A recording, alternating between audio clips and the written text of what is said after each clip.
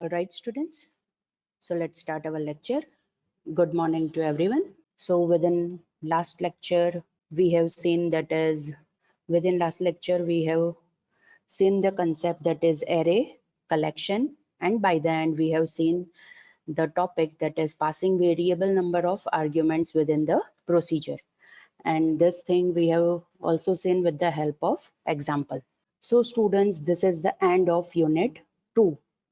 Last lecture में जो हमने ये टॉपिक कंप्लीट किया that is passing variable number of arguments, इसके साथ ये यूनिट 2 भी यहाँ पे कंप्लीट होता है, right. So according to your syllabus यहाँ पे यूनिट 2 कंप्लीट होता है, right. So we will also see that thing in syllabus. So within syllabus as we have discuss, हमारा ये यूनिट 2 यहाँ पे कंप्लीट होता है, that is programming in visual basic .NET, right? Okay, now today we will see the topic that is 3.3.1, that is structured exception handling. Again I repeat, today we will see the topic that is 3.3.1. It is a subtopic of exception handling, right? That is structured exception handling. So हम पहले in general देखेंगे that what is exception handling, and after that we will see that what is structured exception handling, right right? और वो हम theory और example दोनों से हम देखेंगे, right. Okay, so let's start. अगर हम यूनिट 3 देखने जाए then it is introduction to Windows controls, लेकिन यही यूनिट के अंदर there is a topic that is 3.3 exception handling, and within that first of all we will see in general what is error, what is exception, right? And after that we will see what is structured exception handling. So if we talk about error, we can say that error is a bug, right? कि जो may be possible कि compile time पे occur होता है, run time पे occur होता है, means ऐसी abnormal situation वो arise करता है ताकि हमारा program अच्छी तरह से run ना हो सके. That is known as error. Again I repeat, what is error? अगर हम error की बात करें then we can say that error is a bug, right? ये जो भी हम कंपाइल करते हैं या फिर रन करते हैं हमारे प्रोग्राम को, तो वो एबनॉर्मल सिचुएशन अराइज करता है ताकि हमारा प्रोग्राम अच्छी तरह से रन ना हो सके, right? That is known as error. Okay, now there are different types of error, that is syntax error, logic error and run time error. Syntax error का मीनिंग ये होता है कि अगर आपने कोई कीवर्ड्स को मिसस्पेल किया है या फिर वेरिएबल डिक्लेरेशन टाइम के वक्त वेरिएबल को गलत तरीके से डिक्लेयर किया है, आपने वहाँ पे नेमिंग कन्वेंशन फॉलो नहीं किया है, राइट?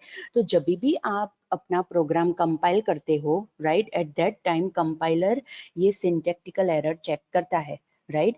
और अगर वहाँ पे उसे कोई भी ऐसी कोई चीज मिलती है which is not according to the conventions which are written within the language, तो वो वहाँ पे सिंटैक्स एरर रेज करेगा, right? That is syntactical error कि अगर आपने कोई कीवर्ड या फिर कोई भी डिक्लेरेशन के वक्त कोई मिस्टेक की है, that is syntax error. Another is logic error. कभी कभी हम ऐसा करते हैं कि जो भी हम स्टेटमेंट्स लिखते हैं हमारे प्रोग्राम के अंदर, राइट, वहाँ पे कोई ऐसी कोई चीज लिख देते हैं या फिर हमारा वहाँ पे जो हम कैलकुलेशन करते हैं उसमें कोई मिस्टेक कर देते हैं, राइट, जिससे हमारा कोड अनएक्सपेक्टेड आउटपुट देगा. अगेन आई रिपीट, हमारा कोड अनएक्सपेक्टेड आउटपुट देगा, या फिर more precise we can say our code will act unexpected, right? हमारा कोड जैसा हम चाहते हैं वैसे रन नहीं होगा. फॉर एग्जाम्पल, अगर आप कोई फॉर लूप लिखते हो, मोर प्रिसाइज VB.NET के अंदर जो फॉर लूप होती है वहां पे तो एग्जैक्ट कैलकुलेशन होता है कि इतनी टाइम्स लूप इटरेट होगी, राइट? लेकिन अगर हम वाइल लूप लिखते हैं, राइट, तो वाइल लूप के अंदर जब तक वो कंडीशन सेटिस्फाई होती है वहां तक वो पर्टिकुलर लूप इटरेट होगी. सो मे बी पॉसिबल कि हमने वहाँ पे जो कंडीशन लिखी है वहाँ पे कोई मिस्टेक हो और हमारी लूप इनफाइनाइट लूप हो जाए, मतलब वहाँ पे वो स्टॉपिंग कंडीशन उसे ना मिले. Then this type of error is known as logic error, because वहाँ पे जो भी हमने कोड लिखा है, सीक्वेंस ऑफ स्टेटमेंट्स लिखे हैं, उसमें ऐसी मिस्टेक है कि जिसकी वजह से ये while loop स्टॉप नहीं हो रही है, right? That is known as logic error. Another is runtime error.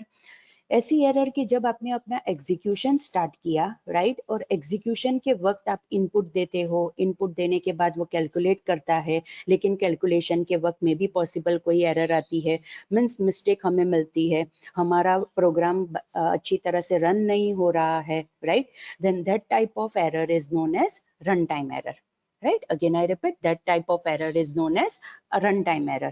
And obviously कभी कभी ऐसा होता है कि हम इसे हैंडल कर सकते हैं, कभी कभी ऐसा भी होता है कि हम ये रन टाइम एरर को हैंडल नहीं कर सकते. So obviously it depends, right?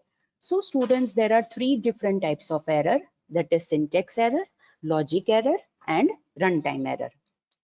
Okay, now what is exception? Exceptions are runtime errors. Again I repeat, exceptions are runtime errors कि जो जब भी हमारी एप्लीकेशन रन होगी तब वो रेज होंगे. Again I repeat, exceptions are runtime errors कि जो हमारे एप्लीकेशन के एग्जीक्यूशन के वक्त वो रेज होते हैं, right? And obviously we can handle this runtime errors, right? And there are 2 ways to handle this runtime errors, that is unstructured exception handling and structured exception handling. Again I repeat, जो भी errors run time occur होती है, that is run time raise होती है, जब हमारी application execution mode में है, तब अगर कोई error raise होती है हम उसे exception कहेंगे. And it can be handled in 2 ways, that is unstructured exception handling and structured exception handling. Right? मतलब हम ऐसा कह सकते हैं कि VB.NET के अंदर there are 2 ways to handle this runtime errors, or more precise to handle the exception. That is unstructured exception handling, that is also one way, and another way is structured exception handling. Right? Okay. So the topic is 3.3.1, that is structured exception handling. Right? Again I repeat, the topic is 3.3.1, that is structured exception handling. Okay. Now what is structured exception handling, or more precise कि हम structured exception handling में क्या use करेंगे, and why it is known as structured exception handling? Because हमने देखा there are 2 ways, unstructured भी है और structured भी है, right? So ये structured क्यों है और जो दूसरा way है वो unstructured क्यों है, वो भी हम देखेंगे, right? So over here, structured exception handling is done with the help of try catch finally block. Again I repeat, structured exception handling is done with the help of try catch finally block. मतलब try block है, catch block है और finally block है.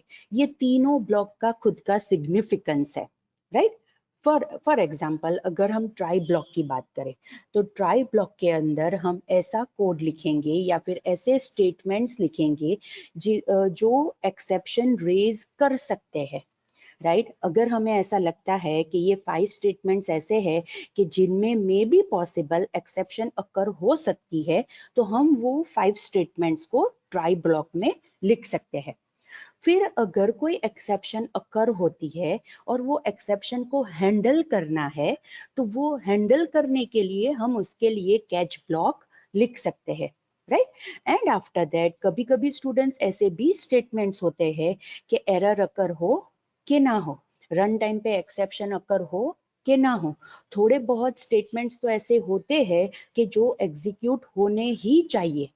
So those statements will be written in finally block, because finally block एक ऐसा block है कि error अकर हो तो भी finally block execute होगा और error अकर ना हो फिर भी finally block execute होगा अगर हमने वहां पे finally block लिखा है तो, because obviously it is an optional block, right?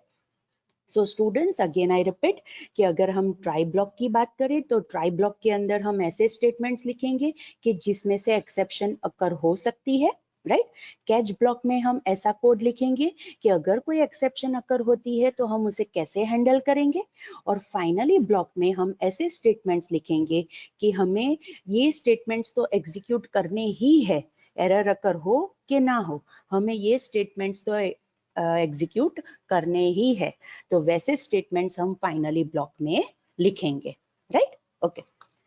Now here is the syntax of try catch finally block. आप यहाँ पे देख सकते हो the block starts with try statement, right?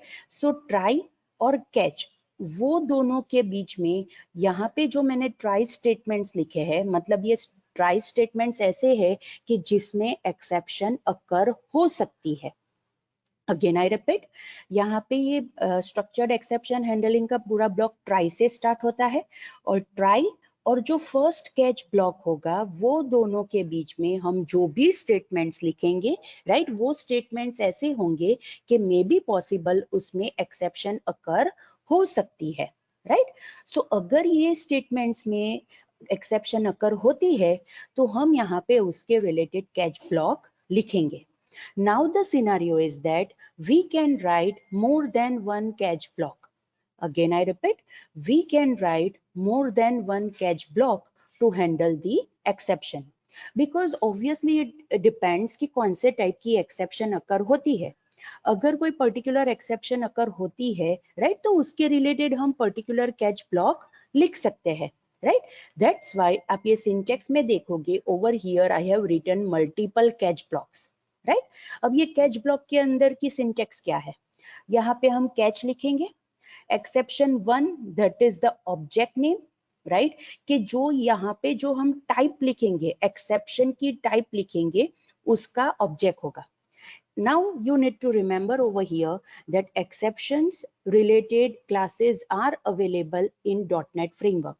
Again I repeat, exception related classes are available in .NET Framework class library, right? So यहाँ पे जो हम टाइप लिखेंगे, it will the name of the exception class कि जिसके related हमें exception handle करनी है, राइट। सो ऑब्वियसली अगर हम क्लास का यूज करना चाहते हैं तो हमें उसके रिलेटेड यहाँ पे ऑब्जेक्ट क्रिएट करना पड़ेगा। सो यहाँ पे हम लिखेंगे दैट इज कैच, वो ऑब्जेक्ट का name, for example ex1 as the name of the exception class कि जो हम हैंडल करना चाहते हैं। लेकिन अगर हमें इस हिसाब से ये ऑब्जेक्ट क्रिएट नहीं करना है तो उसकी जगह हम व्हेन क्लॉज भी लिख सकते हैं, राइट। और व्हेन क्लॉज के साथ हम यहाँ पे एक एक्सप्रेशन लिखेंगे जो ये एक्सेप्शन हैंडल करने में हमें काम लगेगा। मीन्स ये कैच ब्लॉक कब एग्जीक्यूट होगा कि जब ये एक्सप्रेशन सेटिस्फाई होगा तब ये कैच ब्लॉक एग्जीक्यूट होगा। Again I repeat, when clause के साथ जो एक्सप्रेशन हम लिखेंगे, अगर वो एक्सप्रेशन कंडीशन सेटिस्फाई होती है, एक्सप्रेशन सेटिस्फाई होता है, तो ये कैच ब्लॉक एग्जीक्यूट होगा, right. So there are two ways in catch block, हम कैसे एक्सेप्शन हैंडल कर सकते हैं। Either we can write the class और we can write the when clause. After that catch block के अंदर क्या होगा, कैच स्टेटमेंट्स होंगे, राइट, कि यहाँ पे ये पर्टिकुलर एक्सेप्शन को कैसे हम हैंडल करना चाहते हैं। And after that exit try भी हमारे पास कीवर्ड है कि जो अगर हमें ये ट्राई ब्लॉक में से एग्जिट करना है, ब्रेक करना है, तो हम एग्जिट ट्राई कीवर्ड का यूज कर सकते हैं, राइट। लाइकवाइज हम मल्टीपल कैच ब्लॉक्स लिख सकते हैं।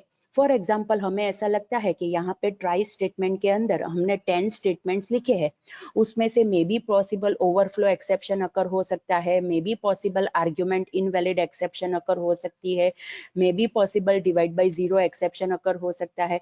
तो कितनी एक्सेप्शंस हुई, 3 एक्सेप्शंस हुई।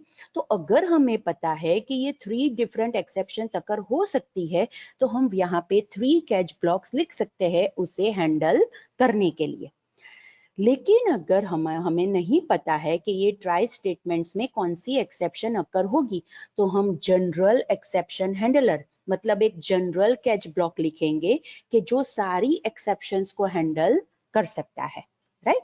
मींस इट डिपेंड्स, अगर हमें पता है कि ये स्पेसिफिक एक्सेप्शन अकर होगी तो हम उस हिसाब से कैच ब्लॉक लिखेंगे, हमें नहीं पता है तो हम उस हिसाब से कैच ब्लॉक लिखेंगे, right. And by the end there is a finally block, and वहां पे हम ऐसे स्टेटमेंट्स लिखेंगे, यहाँ पे फाइनली स्टेटमेंट्स के अंदर ऐसे स्टेटमेंट्स आएंगे कि जो एरर अकर होती है तो भी ये एग्जीक्यूट होंगे, एरर अकर नहीं होती है तो भी ये एग्जीक्यूट होंगे। And this try block will and with and try statement, right. So students, this is the syntax of try catch finally block. More precise structured exception handling is done with the help of try catch finally block, and this is the syntax, right? Okay. Now जैसे मैंने आपको पहले भी बताया कि अगर हमें particular exception related class चाहिए, right, then it is present in .NET framework class library. That's why we can say that exceptions are based on exception classes. Again I repeat, हमें पता है कि .NET फ्रेमवर्क क्लास लाइब्रेरी के अंदर सारी चीजें classes के टर्म्स में प्रेजेंट है. So obviously exceptions are also based on exception classes, right? And the base class of all the exception classes is system.exception. Again I repeat, base class of all the exception classes is system.exception. Obviously system is the namespace, and within that namespace exception is the class, which is the base class of all the exception classes. अब ये जो base class है, that is exception class, उसमें से two classes derive होते हैं. Again I repeat, उसमें से two classes derive होते हैं, that is application exception and system exception. Again I repeat, ये exception जो base class है उसमें से two classes derive होते हैं, that is application exception and system exception, right? अब ये application exception and system exception जो हमने देखा, see over here, यहाँ पे मैंने हायरार्की भी ड्रॉ की है, that is system.exception है, उसमें से दो क्लासेस डिराइव होते हैं, that is application exception and system exception. अगर हम सिस्टम एक्सेप्शन की बात करें तो उसकी हायरार्की कैसे बनेगी, that is system.exception, that is the base class, उसमें से जो क्लास डिराइव होता है that is system exception. अब सिस्टम एक्सेप्शन में से भी दूसरे क्लासेस डिराइव हो सकते हैं, फॉर एग्जांपल अरिथमेटिक एक्सेप्शन, और अरिथमेटिक एक्सेप्शन में भी दूसरा क्लास डिराइव हो सकता है, that is overflow exceptions. Means students it depends कि कौन से टाइप की एक्सेप्शन है, उसके रिलेटेड हमें क्लासेस किस में से मिल सकते हैं. ये .NET फ्रेमवर्क क्लास लाइब्रेरी में से सारे एक्सेप्शन क्लासेस हमें मिल सकते हैं. Only the thing is that अगर सिस्टम एक्सेप्शन है, मतलब सिस्टम रिलेटेड एक्सेप्शन है, सिस्टम को पता है कि ऐसी कोई एक्सेप्शन रेज होती है, सो वो सारे क्लासेस हमें सिस्टम एक्सेप्शन क्लास के डिराइव्ड क्लासेस के टर्म्स में हमें मिल जाएंगे. लेकिन अगर ऐसे क्लास है, या फिर मोर प्रिसाइज वी कैन से कि अगर हमें हमारी खुद की कस्टम एक्सेप्शन बनानी है, राइट, हमें हमारी खुद की कस्टम एक्सेप्शन रेज करनी है, तो उस वक्त हम एप्लीकेशन एक्सेप्शन क्लास का यूज कर सकते हैं. मीन्स अगर यूजर डिफाइन एक्सेप्शन है तो एप्लीकेशन एक्सेप्शन क्लास का यूज करेंगे, और अगर सिस्टम एक्सेप्शन है, दैट इज .NET को पता है कि ये एक्सेप्शन अकर हो सकते हैं, तो वो सारे क्लासेस हमें सिस्टम एक्सेप्शन के डिराइव्ड क्लासेस में मिल जाएंगे, right. So students, this is a simple hierarchy यहाँ पे मैंने ड्रॉ की है ताकि आपको पता चले कि बेस क्लास है system.exception, उसके टू पार्ट्स है, application exception that is for user defined exception and another is system exception, मतलब जो built in exception classes है उसके related, right? Okay. Now as we have talked about exit try statement, obviously it is an optional keyword, right? हमेशा ऐसा नहीं होगा कि हमें exit try statement लिखना ही पड़े, but if we write exit try statement तो वो किसके लिए हम यूज करेंगे? Obviously हम ये try catch finally में से अगर हमें ब्रेक करना है तो हम ये एग्जिट ट्राई स्टेटमेंट का यूज करेंगे, और जब भी ये एग्जिट ट्राई स्टेटमेंट अकर होगा तो एग्जीक्यूशन कहाँ से रिज्यूम होगा? एंड ट्राई स्टेटमेंट के बाद से ये एग्जीक्यूशन रिज्यूम होगा. Again I repeat, and try statement के बाद से ये एग्जीक्यूशन रिज्यूम होगा, राइट. लेकिन अगर हम एग्जिट ट्राई लिखेंगे फिर भी फाइनली ब्लॉक तो एग्जीक्यूट होगा ही. Again I repeat students, though we will write exit try statement, फिर भी वहां पे फाइनली ब्लॉक एग्जीक्यूट होगा, बिकॉज मैंने आपको पहले ही बताया बहुत सारे स्टेटमेंट्स ऐसे होते हैं कि हमें एग्जीक्यूट करने ही पड़ेंगे, वरना आगे जाके एरर आएगी, राइट, आगे जाके एक्सेप्शन रेज होगी. इट्स बेटर कि वो स्टेटमेंट्स हम फाइनली ब्लॉक में लिख देंगे. सो वी कैन से कि अगर हम एग्जिट ट्राई लिखेंगे फिर भी ये फाइनली ब्लॉक एग्जीक्यूट होगा. सो हम ऐसा कह सकते हैं कि ये exit try statement is not allowed in finally block. हम फाइनली ब्लॉक में एग्जिट ट्राई स्टेटमेंट नहीं लिख सकते, right. Okay, so students, here is an example, right, कि जो मैंने ये एक्सेप्शन को more precise structured exception handling, that is try catch finally block को डेमोन्स्ट्रेट करने के लिए मैंने यहाँ पे लिखा है. एंड सेम एग्जांपल मैंने विजुअल स्टूडियो में भी बनाया है. सो यहाँ पे देखिए, इससे बेटर है कि हम प्रैक्टिकली उसे एग्जीक्यूट करके देख लेते हैं, राइट. ओके, सो स्टूडेंट्स, मैंने यहाँ पे एक प्रोजेक्ट बनाया है, राइट। VB.NET का प्रोजेक्ट है, आप सॉल्यूशन एक्सप्लोरर में देख सकते हो उसका name, that is PROJ exception handling EX, that is exception handling related मैंने एक एग्जाम्पल बनाया है, right. With in that form1.vb है, और ये form1.vb के अंदर राइट मैंने छोटी सी डिजाइन बनाई है ताकि मैं डिफरेंट वेज या फिर जो भी डिफरेंट वेज है कि कैसे हम एक्सेप्शन हैंडल कर सकते हैं, more precise structured exception handling concept का यूज करके हम कैसे एक्सेप्शन हैंडल कर सकते हैं, वो डेमोन्स्ट्रेट करने के लिए मैंने यहाँ पे एक छोटा सा एग्जाम्पल बनाया है, राइट। सो ये एग्जाम्पल के अंदर मैंने क्या किया है, नंबर 1 वो लेबल में लिखा है, ऑब्वियसली वो लेबल की टेक्स्ट प्रॉपर्टी होगी कि जिसके अंदर मैंने नंबर 1 लिखा है, सी ओवर हियर प्रॉपर्टी विंडो में आप देख सकते हो, right. After that it is text box control, और टेक्स्ट बॉक्स कंट्रोल की नेम प्रॉपर्टी मैंने सेट की है txtno1, right, that is text box number 1। दूसरा नंबर 2 लेबल है, राइट, ऑब्वियसली वो लेबल की टेक्स्ट प्रॉपर्टी के अंदर मैंने लिखा है number 2। Along with that there is a text box control, right, और text box control की name property मैंने set की है txtno2, right। And after that मुझे क्या करना है, मुझे सिर्फ पहले एग्जाम्पल में ट्राई कैच फाइनली ब्लॉक को डेमोन्स्ट्रेट करना है। सो उसके लिए मैं क्या करूंगी, यहाँ पे यूजर जो 2 नंबर एंटर करेंगे वो दोनों के बीच में मैं मॉड्यूलस ऑपरेशन परफॉर्म करवाऊंगी। अगेन आई रिपीट, यहाँ पे यूजर जो 2 नंबर एंटर करेंगे उसके रिलेटेड मैं मॉड्यूलस ऑपरेशन परफॉर्म करवाऊंगी। सो ऑब्वियसली उसके लिए मैंने यहाँ पे एक बटन लिया है, बटन की नेम प्रॉपर्टी मैंने सेट की है btn modulus, right, and text property मैंने सेट की है modulus. Again I repeat, button की नेम प्रॉपर्टी मैंने सेट की है दैट इज btn मॉड्यूलस, और बटन की टेक्स्ट प्रॉपर्टी मैंने सेट की है मॉड्यूलस, राइट। ओके, सो हम ये बटन की क्लिक इवेंट देखते हैं, और उसके अंदर मैंने ट्राई कैच फाइनली ब्लॉक भी डेमोन्स्ट्रेट किया है, right. So you are able to see over here, ये मॉड्यूलस बटन की क्लिक इवेंट है, राइट।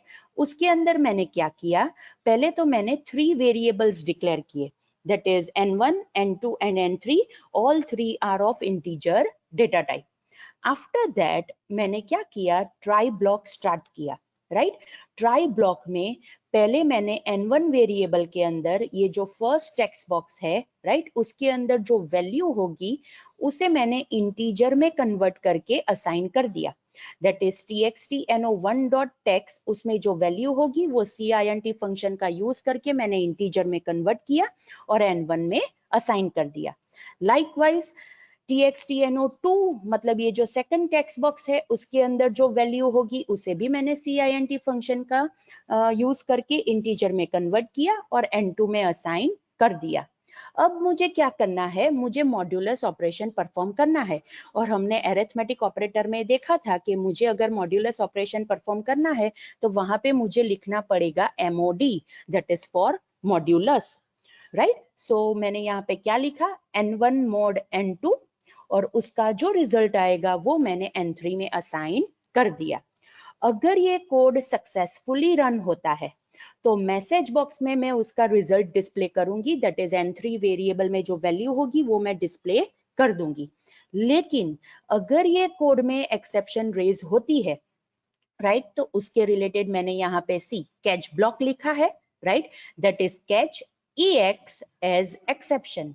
ओवर हियर आप देख सकते हो exception is the class, right. अगर क्लास को यूज करना है तो मुझे उसके रिलेटेड ऑब्जेक्ट क्रिएट करना पड़ेगा। सो मैंने यहाँ पे ex that is the object of exception class, वो मैंने कैच ब्लॉक के साथ क्रिएट किया, and with in catch block मैंने मैसेज बॉक्स का यूज करके ex डॉट मैसेज, मतलब ये जो ex है उसकी एक प्रॉपर्टी है दैट इज मैसेज, मतलब जो यूजर को जो मुझे मैसेज डिस्प्ले करना है वो मैसेज मुझे ये एक्सेप्शन क्लास की मैसेज प्रॉपर्टी में से मिलेगा, वो मैं यहाँ पे मैसेज बॉक्स में डिस्प्ले करूंगी। मतलब यहाँ पे जो मैसेज आएगा वो मैसेज यूजर डिफाइन नहीं है, वो मैसेज एक्सेप्शन क्लास के अंदर जो पर्टिकुलर एक्सेप्शन के लिए लिखा गया है वो मैसेज यहाँ पे डिस्प्ले होगा, and it is done with the help of this ex object, that is ex dot message. Message is the property of this exception class. और अगर मुझे प्रॉपर्टी नहीं यूज करनी है, मेथड यूज करनी है, तो मैं इस हिसाब से भी स्टेटमेंट लिख सकती हूँ, that is message box dot show within parenthesis ex.toString. over here toString is the method, right?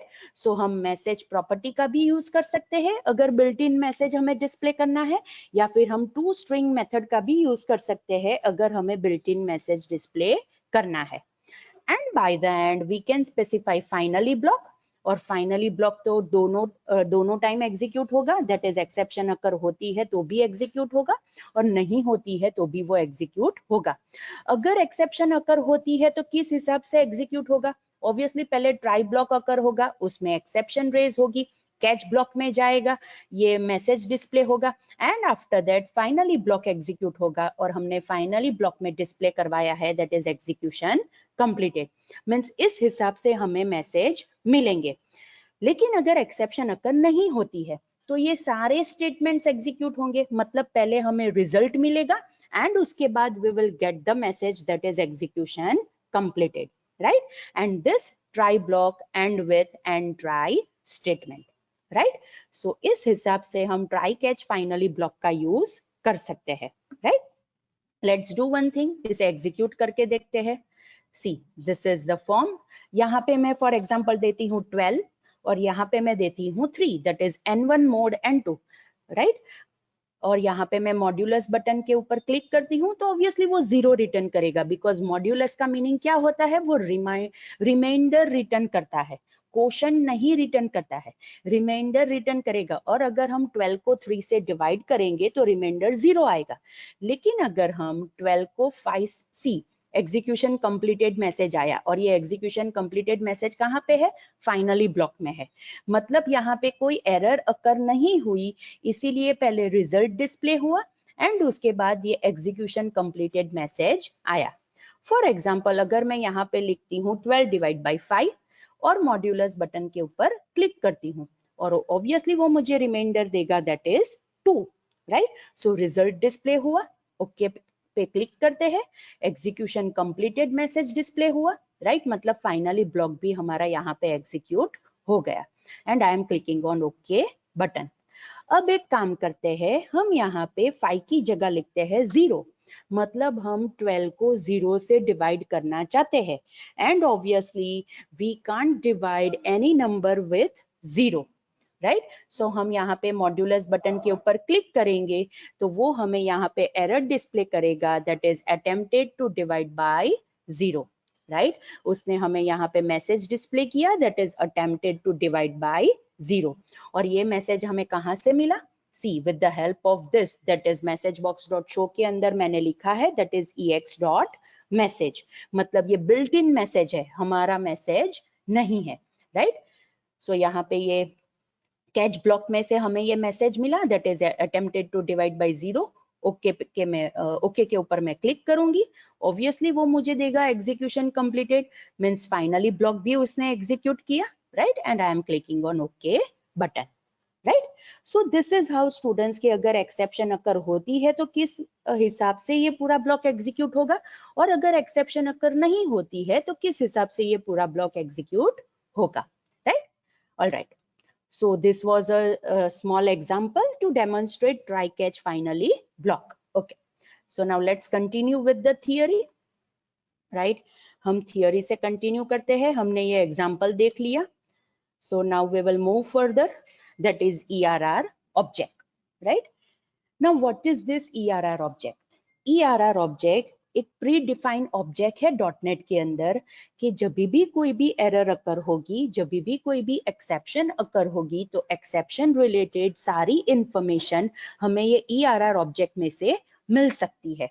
Again I repeat, ERR object एक ऐसा ऑब्जेक्ट है which is a pre defined object in .NET, के जिसके अंदर जो भी एक्सेप्शन अकर होगी, जो भी एरर अकर होगी, उसके रिलेटेड सारी इंफॉर्मेशन हमें ये पर्टिकुलर ऑब्जेक्ट में से मिल जाएगी, ताकि हम उसमें से डिटरमाइन कर सके कि अगर हम ये एरर फिक्स कर सकते हैं या फिर हमें उसे इग्नोर करना है, right? So that is the purpose of this ERR object, कि हमें एरर रिलेटेड सारी इंफॉर्मेशन ये ERR ऑब्जेक्ट में से मिल सकती है, right? Okay. Now over here we have two methods, that is raise method and clear method, वो हम बाद में देखते हैं, राइट। ओके, पहले हम प्रॉपर्टीज देखते हैं कि ये ERR ऑब्जेक्ट की प्रॉपर्टीज कौन कौन सी है, ताकि हमें उसमें से एरर रिलेटेड इंफॉर्मेशन मिल सके। So first property is number, मतलब मुझे न्यूमेरिक वैल्यू मिलेगी of that particular error. For example, divide by 0 की न्यूमेरिक वैल्यू है 11, ओवरफ्लो एक्सेप्शन की न्यूमेरिक वैल्यू है 6। सो अगर मुझे ऐसी न्यूमेरिक वैल्यू चाहिए तो मैं ये ERR ऑब्जेक्ट की नंबर प्रॉपर्टी का यूज कर सकती हूँ। नेक्स्ट इज डिस्क्रिप्शन, अगर मुझे एरर रिलेटेड डिस्क्रिप्टिव स्ट्रिंग चाहिए, मतलब मैसेज चाहिए, तो मैं डिस्क्रिप्शन प्रॉपर्टी का यूज कर सकती हूँ, राइट। नेक्स्ट ERL, ERL मतलब एक ऐसा इंटीजर नंबर वो रिटर्न करेगी ये प्रॉपर्टी कि जो लास्ट लाइन नंबर होगा, कि जो सक्सेसफुली एग्जीक्यूट हुआ है बिफोर अकरिंग दिस एरर, मतलब ये एरर अकर हुई उससे पहले जो लास्ट स्टेटमेंट जो एग्जीक्यूट हुआ, अगर मुझे वो पर्टिकुलर स्टेटमेंट का नंबर चाहिए तो मुझे ये ERL प्रॉपर्टी में से मिलेगा। मतलब मुझे पता चलेगा कि कौन सा लास्ट स्टेटमेंट सक्सेसफुली एग्जीक्यूट हुआ, तो मुझे पता चल जाएगा कि ओके ये पर्टिकुलर स्टेटमेंट के ऊपर एरर है, right.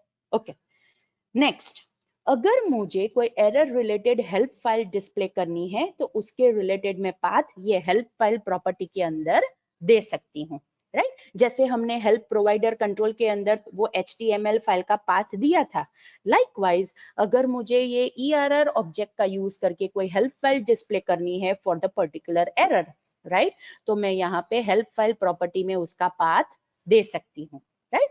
Another is source. Source हमें क्या रिटर्न करेगा?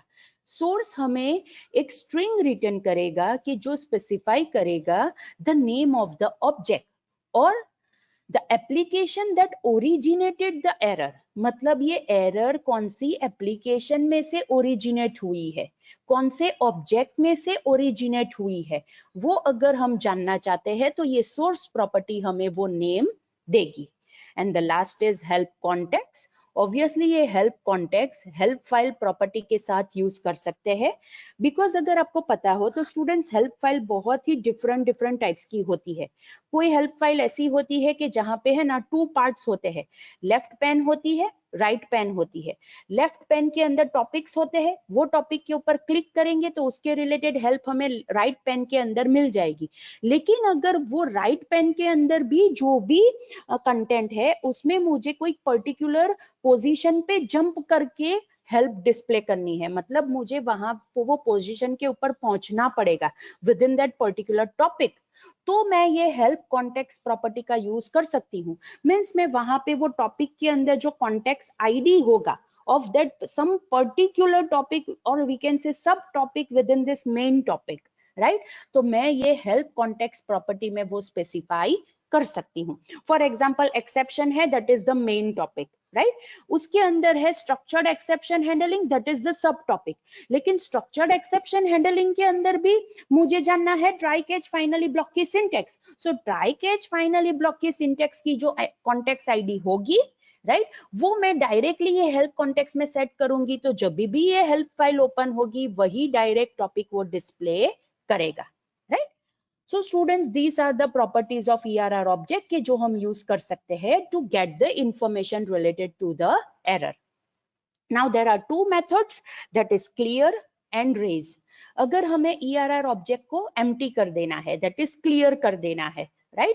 तो हम clear method का use कर सकते हैं। लेकिन अगर हमें कोई यूजर डिफाइन एक्सेप्शन रेज करनी है तो हम ये रेज मेथड का यूज कर सकते हैं। अगेन आई रिपीट, अगर हमें कोई यूजर डिफाइन एक्सेप्शन रेज करनी है, एक्सप्लिसिटली कोई एरर रेज करनी है, तो हम ये रेज मेथड का यूज कर सकते हैं, right. Okay, alright. So students, again this is an example, right, और ये एग्जांपल मैंने ऑलरेडी यहाँ पे विजुअल स्टूडियो में बनाया है, तो डायरेक्टली हम वही देख लेते हैं, right, it is over here. So ERR object को डेमोन्स्ट्रेट करने के लिए मैंने यहाँ पे ERR ऑब्जेक्ट रिलेटेड एक बटन रखा है। सो बटन की अगर आप नेम प्रॉपर्टी देखेंगे तो मैंने यहाँ पे लिखा है BTN ERR, that is the name property of this button, और टेक्स्ट प्रॉपर्टी में मैंने लिखा है that is ERR object, right, ताकि मैं ये बटन के ऊपर ये डेमोन्स्ट्रेट कर सकूं कि ERR ऑब्जेक्ट में के हम ERR ऑब्जेक्ट को हम कैसे यूज कर सकते हैं, राइट। सो ऑब्वियसली बटन है तो हमें उसकी क्लिक इवेंट मिलेगी, सो हम उसके ऊपर डबल क्लिक करेंगे। सी this is the click event of ERR button, right. So what I have done, मैंने यहाँ पे 3 variables डिक्लेयर किए, that is n1 n2 n3, all 3 are of integer data type। फिर मैंने ट्राई ब्लॉक लिखा, try block के अंदर first text box की वैल्यू को इंटीजर में कन्वर्ट करके n1 में असाइन किया, सेकंड टेक्स्ट बॉक्स की वैल्यू को इंटीजर में कन्वर्ट करके n2 में असाइन किया, and after that I have perform modulus operation, that is n1 mod n2, and then I have return the result, मतलब मैंने मैसेज बॉक्स में रिजल्ट डिस्प्ले करवाया। लेकिन अगर ये पर्टिकुलर स्टेटमेंट में से right divide by zero error अकर होती है, और मुझे पता है कि डिवाइड बाय जीरो जो एरर है उसका एरर नंबर 11 है, तो मैं कैच ब्लॉक में वो ERR ऑब्जेक्ट की जो नंबर प्रॉपर्टी थी उसका मैं यूज कर सकती हूँ विथ व्हेन क्लॉज, राइट। सो हमने सिंटेक्स में देखा था कि कैच में हम एक्सेप्शन क्लास का ऑब्जेक्ट भी क्रिएट कर सकते हैं और हम व्हेन क्लॉज का भी यूज कर सकते हैं, राइट। सो मैंने यहाँ पे व्हेन क्लॉज का यूज किया है। सो कैच ब्लॉक में मैंने पहले व्हेन क्लॉज लिखा, व्हेन मतलब कब ये कैच ब्लॉक एग्जीक्यूट होगा, जब ERR ऑब्जेक्ट के अंदर जो नंबर प्रॉपर्टी है उसके अंदर अगर उसे 11 मिलता है तो ये कैच ब्लॉक एग्जीक्यूट होगा, और वहां पे डिस्प्ले होगा that is divide by 0, because ये 11 नंबर कौन सी एरर के रिलेटेड है, that is divide by 0, right. So यहाँ पे हमने जो एरर कैच की, मतलब हैंडल करने के लिए जो कैच ब्लॉक एग्जीक्यूट करेंगे, it is with the help of ERR object and it's number property, right. हमने यहाँ पे कोई भी इस हिसाब से एक्सेप्शन क्लास का यूज नहीं किया है, हमने यहाँ पे व्हेन क्लॉज के साथ ERR ऑब्जेक्ट का यूज किया है, right. So let's execute. Again मैं यहाँ पे 12 दूंगी, यहाँ पे मैं 3 दूंगी, तो ऑब्वियसली वो क्या रिटर्न करेगा, रिजल्ट रिटर्न करेगा। एंड ओके के ऊपर मैं क्लिक करूंगी तो यहाँ पे हमने कोई भी फाइनली ब्लॉक नहीं लिखा है तो वो एग्जीक्यूट नहीं होगा, as finally block is optional. लेकिन अगर मैं यहाँ पे 0 देती हूँ, सो अगेन हम कोई भी नंबर को 0 से डिवाइड नहीं कर सकते। See it has return me the message that is divide by 0, जो हमने यहाँ पे कैच ब्लॉक के अंदर लिखा है। एंड यहाँ पे वो एरर कैसे कैच हुई, बिकॉज ERR ऑब्जेक्ट के अंदर जो एरर अकर हुई उसका नंबर क्या होगा, 11, इसीलिए उसने हमें यहाँ पे डिवाइड बाय 0 मैसेज दिया। And now I am clicking on okay button, right. So students, this is how के हम कैसे ERR ऑब्जेक्ट का भी यूज कर सकते हैं, right. Okay, next, now the topic is exception filtering in catch block, right. अभी तक हमने क्या देखा स्टूडेंट्स के ओके वहां पे मैंने एक्सेप्शन क्लास का यूज किया था फर्स्ट एग्जांपल के अंदर, तो सारी एक्सेप्शन हैंडल हो जाएगी। दूसरे में मैंने व्हेन क्लॉज का यूज किया तो पर्टिकुलर एक्सेप्शन मैं हैंडल कर सकती हूँ। लाइकवाइज अगर हमें कैच ब्लॉक के अंदर depending on the nature of exception हमें डिफरेंट वे में उसे ट्रीट करना है, तो हम एक्सेप्शन को फिल्टर भी कर सकते हैं in catch block. Again, I repeat, if we want to process different types of exceptions in different manner, depending on the nature of exception, then we can filter those exception in catch block. And that is known as filtering the process, कि हम exception के nature के ऊपर से उसको handle करने की try करेंगे, that process is known as filtering, right? Now students, there are two ways to filter the exception with catch block. First way is with specific classes of exception and second is with the help of when keyword, मतलब वहां पे मैं कोई conditional expression लिख सकती हूँ कि जिसका यूज करके मैं एक्सेप्शन को फिल्टर कर सकती हूँ with the help of when clause, right? So again I repeat students, there are two ways to filter the exception. First is हम स्पेसिफिक क्लासेस का यूज करेंगे, फॉर एग्जांपल ओवरफ्लो एक्सेप्शन है तो हम वहां पे ओवरफ्लो एक्सेप्शन क्लास का ही use करेंगे, डिवाइड बाय जीरो एक्सेप्शन है तो हम वहां पे डिवाइड बाय जीरो क्लास का ही यूज करेंगे, जनरल एक्सेप्शन हैंडलर का यूज नहीं करेंगे। जो हमने फर्स्ट एग्जांपल में देखा वहां पे हमने सिर्फ जनरल एक्सेप्शन हैंडलर लिखा था, बिकॉज हमने वहां पे एक्सेप्शन क्लास लिखा था, कोई स्पेसिफिक क्लास नहीं लिखा था। But we can also filter the exception with the help of specific classes or when clause, right? So the first is filter on specific classes of exception, right? मतलब specific classes के हिसाब से हम कैसे exception को filter कर सकते हैं। So again यही example मैंने वहां पे Visual Studio में लिखा है, तो हम डायरेक्ट वहां से ही देखते हैं। See, it is over here. This button that is filter specific class, ये बटन का यूज करके मैंने वो एग्जांपल लिखा है यहाँ पे। सो ये बटन की नेम प्रॉपर्टी में मैंने क्या सेट किया है, that is btn filter class, वो मैंने सेट किया है। एंड मैंने उसकी टेक्स्ट प्रॉपर्टी में सेट किया है filter hyphen specific class, right? Okay, so अब हम इसकी क्लिक इवेंट देखते हैं। See, this is the click event of this particular class, sorry, of this particular button, that is btn filter class click. Okay, again the same example, लेकिन हम यहाँ पे उसे different way में treat करेंगे। So first मैंने यहाँ पे 3 variables declare किए, all are of integer data type। First text box की वैल्यू को इंटीजर में कन्वर्ट करके n1 में असाइन किया, सेकंड टेक्स्ट बॉक्स की वैल्यू को इंटीजर में कन्वर्ट करके n2 में असाइन किया, and after that I have perform the operation that is n1 multiply by n2, and उसका रिजल्ट मैंने n3 में असाइन कर दिया। अगर ये पूरा कोड सक्सेसफुली रन होता है तो वो रिजल्ट डिस्प्ले करेगा विद इन मैसेज बॉक्स। लेकिन अगर ये स्टेटमेंट्स के अंदर वैल्यू ओवरफ्लो होती है, मतलब इंटीजर डेटा टाइप है तो वो बहुत बड़ी वैल्यू स्टोर नहीं कर सकता, इट डिपेंड्स कि वहां पे हम कौन सी वैल्यू देते हैं, कितनी वैल्यू देते हैं, and it must be the range के जो इंटीजर डेटा टाइप की है उसमें वो वैल्यू होनी चाहिए। लेकिन अगर वो उसमें नहीं है तो वो ओवरफ्लो एक्सेप्शन रेस करेगा। तो इसीलिए मैंने एक कैच ब्लॉक किसके रिलेटेड लिखा, ओवरफ्लो एक्सेप्शन रिलेटेड लिखा। इट मीन्स के इसमें से अगर ओवरफ्लो एक्सेप्शन अकर होती है तो फर्स्ट कैच ब्लॉक एग्जीक्यूट होगा और वो मुझे मैसेज बॉक्स में एरर नंबर के साथ साथ वो एरर का मैसेज भी डिस्प्ले करेगा, राइट? सेकंड कैच ब्लॉक मैंने लिखा, फॉर एग्जांपल अगर divide by zero exception occur हो गई तो मैंने सेकंड कैच ब्लॉक किसके रिलेटेड लिखा, डिवाइड बाय जीरो एक्सेप्शन के रिलेटेड लिखा, उसके रिलेटेड ex1 ऑब्जेक्ट क्रिएट किया और मैसेज बॉक्स में उसके रिलेटेड मैसेज डिस्प्ले किया। और अगर मुझे ऐसा लगता है कि चलो ओवरफ्लो एक्सेप्शन अकर हो सकता है, divide by zero exception occur हो सकता है, कोई और एक्सेप्शन भी अकर हो सकता है जो मुझे नहीं पता है, राइट? सो मैंने यहाँ पे जनरल एक्सेप्शन हैंडलर भी लिखा, दैट इज मैंने यहाँ पे सिर्फ एक्सेप्शन क्लास का यूज किया। एंड दिस टाइप अगर हम लिखेंगे, ऐसे हम लिखेंगे, then it is treated as general exception handler and it must be the last catch block. Students, I again repeat, general exception handler must be the last catch block.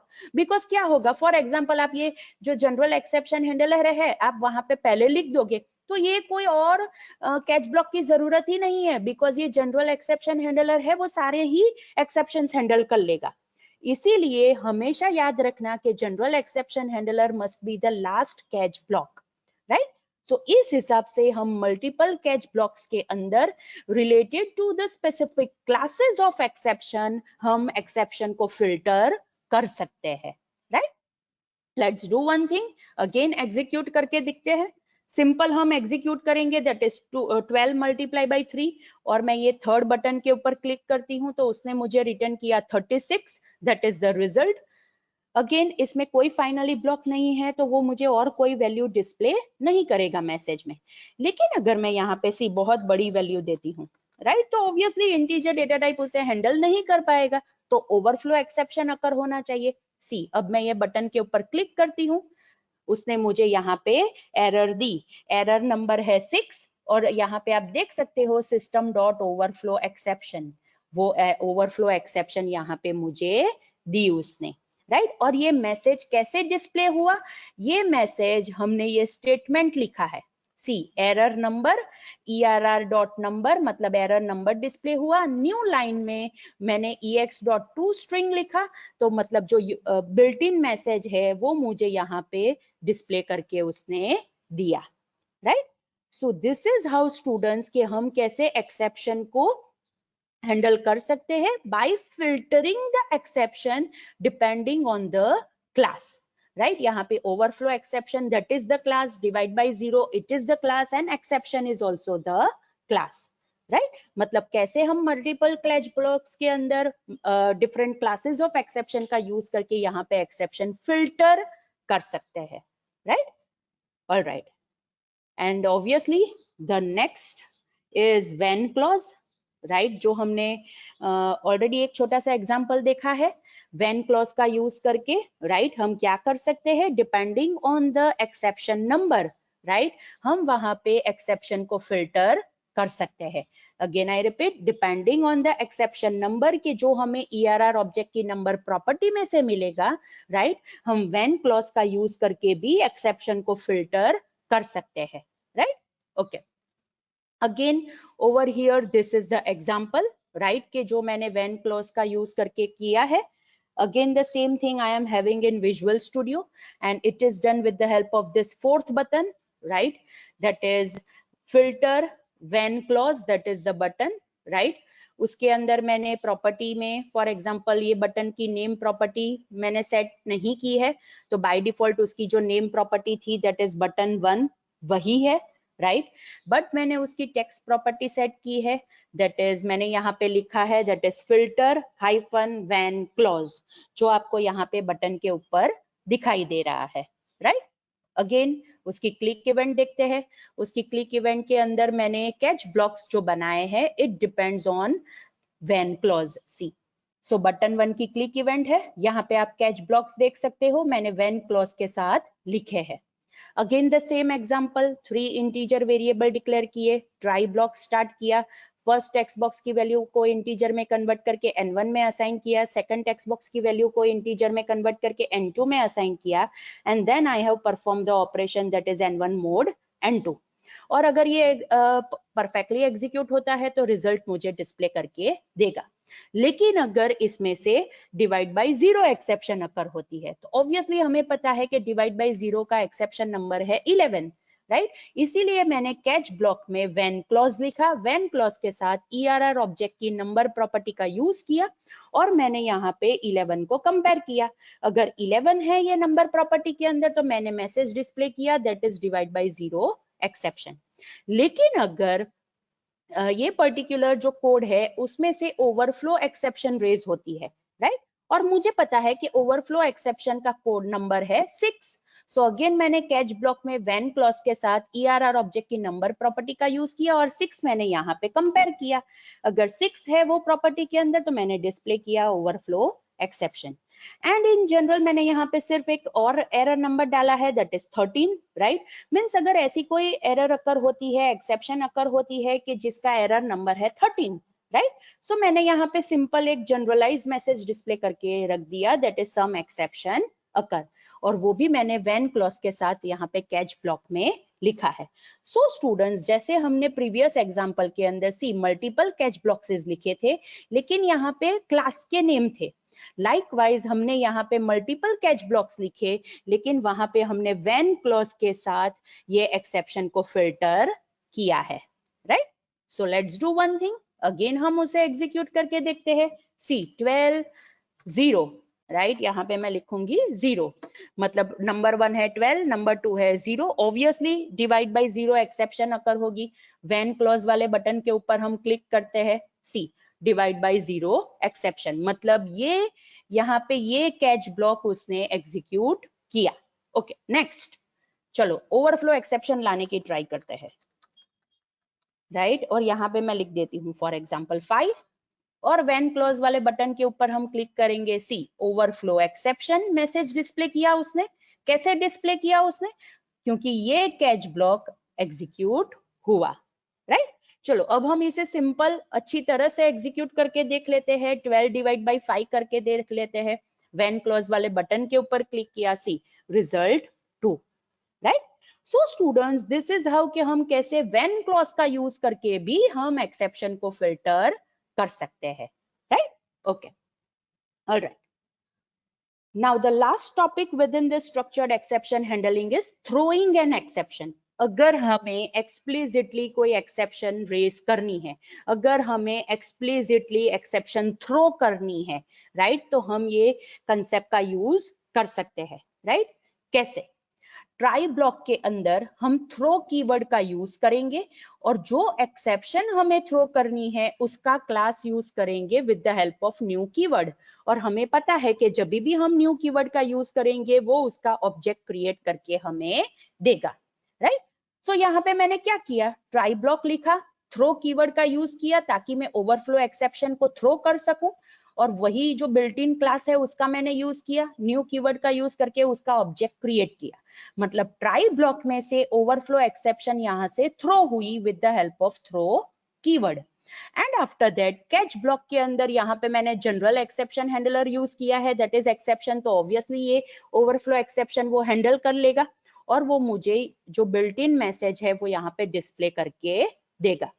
So students अभी तक हमने जो भी सारे examples देखे उसके अंदर execution के वक्त, एग्जीक्यूशन टाइम पे, रन टाइम पे वो एक्सेप्शन रेज होती है, लेकिन कभी कभी ऐसे भी सिनारियोज होती है कि हमें खुद एक्सेप्शन रेज करके थ्रो करना होता है, तो उस वक्त हम ये थ्रो कीवर्ड का यूज कर सकते हैं, राइट? ओके, सो यहाँ पे जो हमने एक्सेप्शन थ्रो की वो बिल्ट इन एक्सेप्शन थी, दैट इज ओवरफ्लो एक्सेप्शन. लेकिन अगर मुझे कोई कस्टम एक्सेप्शन थ्रो करनी है, मतलब यूजर डिफाइन एक्सेप्शन थ्रो करनी है, तो आपको याद हो हमने वो क्लास हायरार्की में देखा था कि एप्लीकेशन एक्सेप्शन नाम का क्लास है कि जो यूजर डिफाइन एक्सेप्शन क्रिएट करने में हमें काम लगेगा. सो वही क्लास का हम यहाँ पे यूज कर सकते हैं. अगेन आई रिपीट स्टूडेंट्स, यहाँ पे मैंने जो एक्सेप्शन थ्रो की ओवरफ्लो एक्सेप्शन वो बिल्ट इन एक्सेप्शन थी, राइट? लेकिन अगर हमें कस्टम एक्सेप्शन को थ्रो करना है, that is user define exception को थ्रो करना है, यूजर क्रिएटेड एक्सेप्शन को थ्रो करना है, then that is also possible. और हम यहाँ पे एप्लीकेशन एक्सेप्शन जो क्लास है उसका यूज करके ये कस्टम एक्सेप्शन क्रिएट कर सकते हैं और उसे थ्रो भी कर सकते हैं, right? Okay, and this is the example of that thing, right? Again मैंने सेम एग्जाम्पल वहां पे प्रैक्टिकल में भी किया है, तो हम उसी के अंदर देख लेंगे, राइट? एंड उसके रिलेटेड सी मैंने यहाँ पे लास्ट बटन रखा है, that is throw custom exception, right? So ये थ्रो कस्टम एक्सेप्शन बटन की नेम प्रॉपर्टी आप देखोगे तो मैंने वहां पे नेम प्रॉपर्टी सेट की है बीटी एंड कस्टम, और यहाँ पे आप उसकी टेक्स्ट प्रॉपर्टी देखोगे तो मैंने टेक्स्ट प्रॉपर्टी सेट की है throw custom exception, right? So ये फिफ्थ बटन है वो हम कस्टम एक्सेप्शन थ्रो करने के लिए यूज करेंगे. See over here, this is the button और उसकी क्लिक इवेंट है, राइट? अब मैंने यहाँ पे ये कस्टम एक्सेप्शन किसके लिए यूज किया है स्टूडेंट्स? मैंने वैलिडेशन के लिए ये कस्टम एक्सेप्शन यूज किया है. मुझे क्या चेक करना है कि ये जो फर्स्ट नंबर है, मतलब जो फर्स्ट टेक्स्ट बॉक्स है वो एम्प्टी नहीं होना चाहिए, राइट? ये चेक करने के लिए मैंने ये कस्टम एक्सेप्शन का यूज किया है.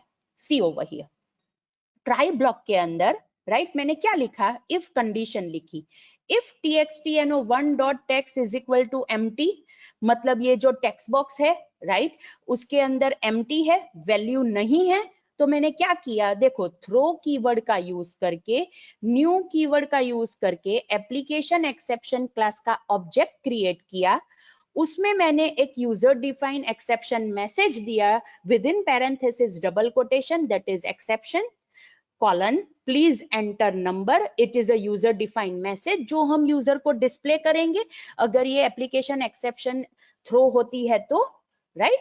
सो ऑब्वियसली अगर टेक्स्ट बॉक्स के अंदर वैल्यू नहीं है, एम्प्टी है, तो ये एप्लीकेशन एक्सेप्शन क्लास वो एरर थ्रो करेगा, एक्सेप्शन थ्रो करेगा, बिकॉज हमने यहाँ पे थ्रो कीवर्ड का यूज किया है.